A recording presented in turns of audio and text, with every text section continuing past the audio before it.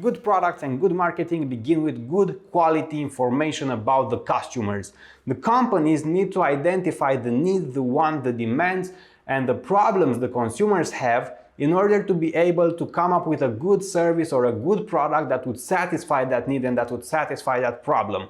In marketing, that is called creating value for customers. In the second phase of marketing, when the consumer buys the product of the company, buys it with his money, it becomes a customer. So the customers pays the product and the companies collect the money, and that is called capturing value back from customers. In order to be as good as expected, companies need to have information about their resellers, about their competitors, about the marketplace, and about the customers. The more information marketeers have, the more powerful the customer and market insights they can get. And in this video, we talk about the life cycle of the big data, how companies obtain and use their information.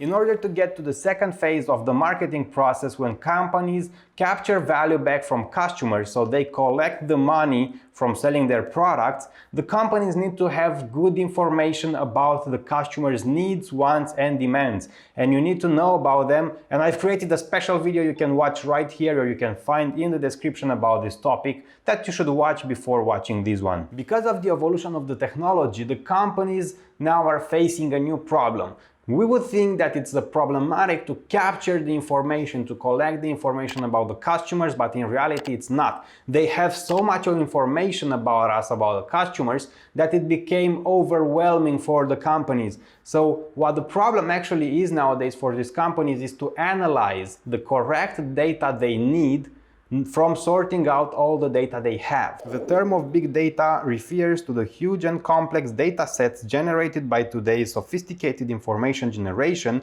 collection, storage, and analysis technologies.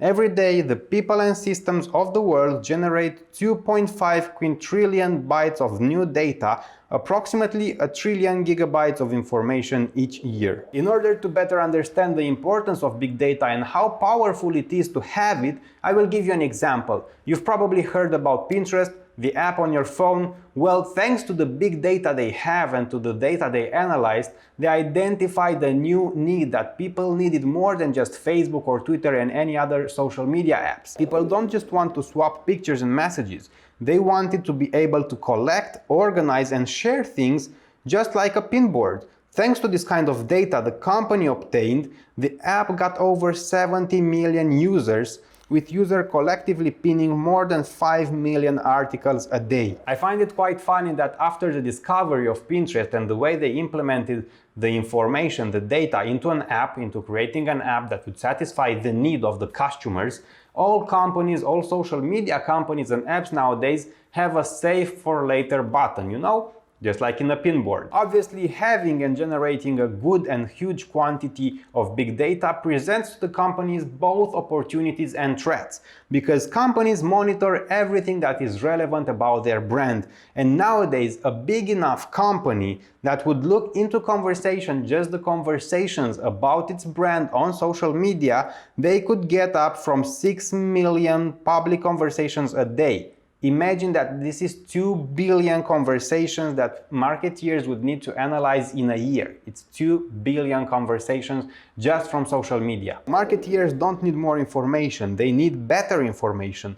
They need to make better use of the information they already have. Therefore, we can deduct that the real value of the information is how it is used. The customer insights are fresh marketing information-based understandings of customers and the marketplace that become the basics for creating customer value, engagement, and relationships. Companies nowadays even created departments and teams in their companies that create and analyze inside customer information. So basically, these teams collect data from all the sources they have available, from traditional marketing and up to studies to observing consumer and monitoring social media. So the purpose is creating value for customers, and they need to have the good and approachable information to better understand what the value should be to satisfy exactly that need. And the question is why? Well, because they want to ensure that their product will be bought by you because it will solve your need. Companies must design effective marketing information systems that give managers the right information in the right form at the right time.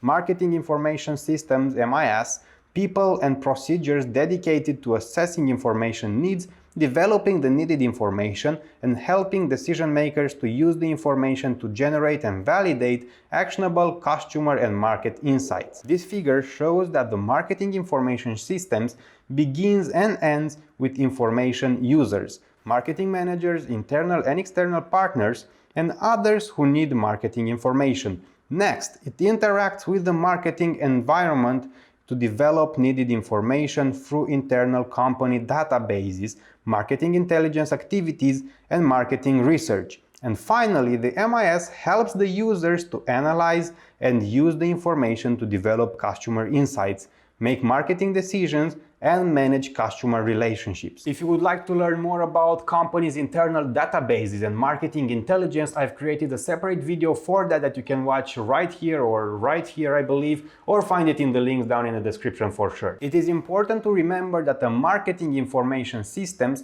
primarily serves the management and the marketing. A good marketing information systems balances the information. So when we say that it balances the information, it means that the researchers should actually filter out some information from their studies because they need to provide to the managers and to the marketeers the information they asked for, the information they need, and the information they think they want, because the problem in this field is actually that most of the times managers and marketeers think they want something and then they became overwhelmed when they actually obtain that kind of information. So the researchers now are trying to filter out that kind of information and the quantity of it.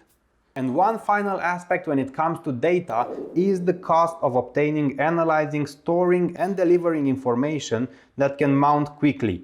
The company must decide whether the value of insights gained is worth the cost of providing it. Thank you for watching this video. This was everything about the life cycle of big data. I hope you understood how the data is collected, that they have already a lot of information, and that the problem nowadays is actually sorting and filtering it out for what they actually need and not collecting it anymore, because I've told you they have trillions of data every year. You should also know that this video is just the introduction for a bigger chapter that is named the marketing research process. If you would like to learn more about that, there is a link down in the description, or you can click right here to watch the video I've created for that. And one more thing, if you have your own company or if you are an entrepreneur, you are probably looking for creating your own marketing strategy. You should probably have a communication strategy, and more important than everything else is to have a good business plan. Well, if this is what you're looking for, I've already helped you, because in the links down in the description